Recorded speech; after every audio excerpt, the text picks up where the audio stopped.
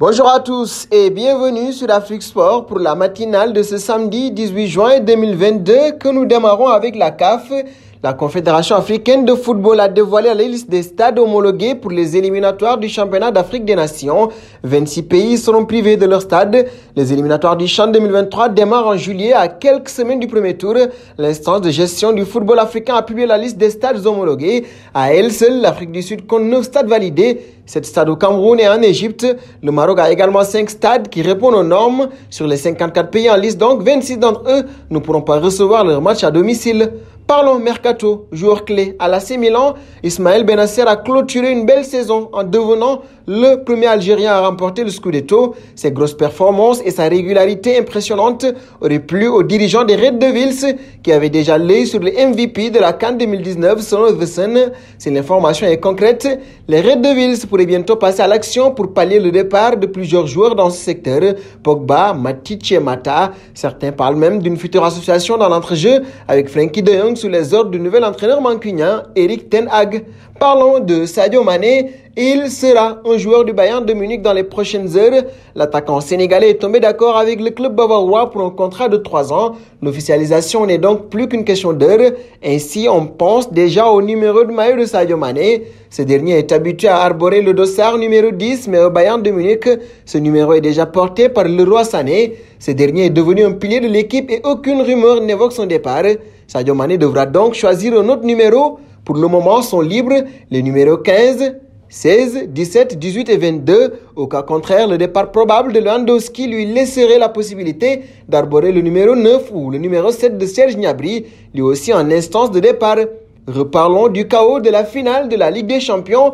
Les supporters de Liverpool et du Real de Madrid vont pouvoir s'exprimer devant le Sénat à propos des incidents en marge de la finale de la Ligue des Champions le 28 mai dernier. L'association Football Supporters Europe et 2 groupes de supporters des Reds, Spirit of Shankly et l'association des supporters handicapés doivent être auditionnés par la Chambre mardi prochain, alors que la participation de supporters du Real de Madrid devrait être confirmée rapidement. Le mardi matin, les sénateurs doivent entendre 2 responsables de l'UEFA, le directeur de l'UEFA Evans, Martin Callen, et le directeur des affaires européennes, Julian Wilberstein. Partons en Espagne, le FC Barcelone a trouvé de l'argent.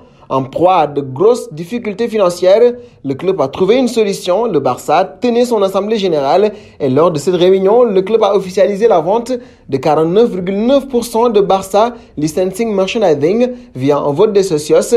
Cette vente devrait rapporter entre 200 et 300 millions d'euros au Barça.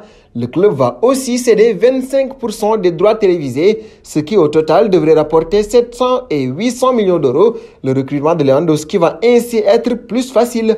Nous voici arrivés à l'instant quiz avec 3 indices pour connaître notre joueur mystère du jour.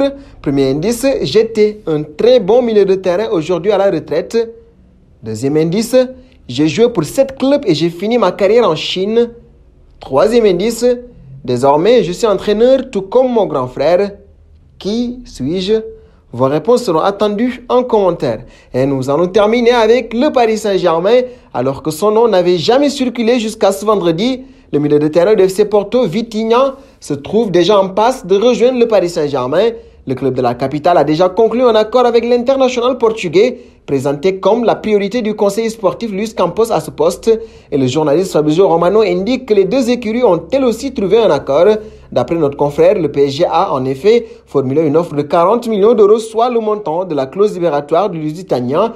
Et celle-ci a été acceptée par les Dragons. Pour recruter la priorité de Campos à ce poste, le champion de France n'aura pas lésigné sur les moyens. Et nous arrivons au terme de cette matinale que nous bouclons donc avec la question du jour. Quel secteur reste-t-il à renforcer au Paris Saint-Germain? Vos réponses seront attendues en commentaire. En attendant, n'hésitez pas à vous abonner pour ne rien manquer des informations autour du football.